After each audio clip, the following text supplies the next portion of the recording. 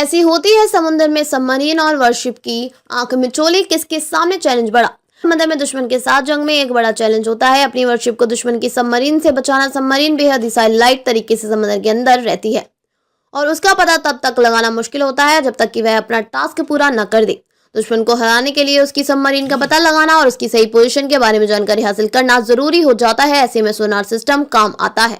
Sonar system को हम under water radar कह सकते हैं। सोनार सिस्टम पानी के अंदर आवाज पैदा करता है और वह साउंड वेव पानी में ट्रेवल कर पानी के अंदर किसी भी ऑब्जेक्ट से टकरा कर वापस आती है।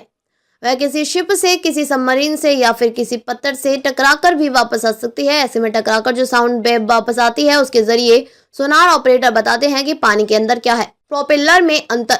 हर प्लेटफॉर्म का प्रोपल्शन सिस्टम जिससे वह चलता है अलग होता है। जैसे सबमरीन का डीजल इंजन होता है, सबमरीन का प्रोपेलर छोटा होता है।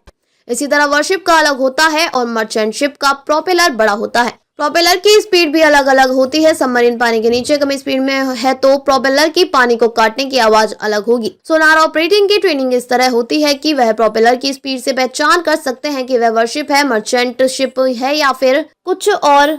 सोनार ऑपरेटर के सामने एक सिस्टम लगा होता है जिसमें सबमरीन या शिप की साउंड, समुद्र की आवाज और फिल्टर कर डिस्प्ले होती है। साइलेंट किलर है सबमरीन।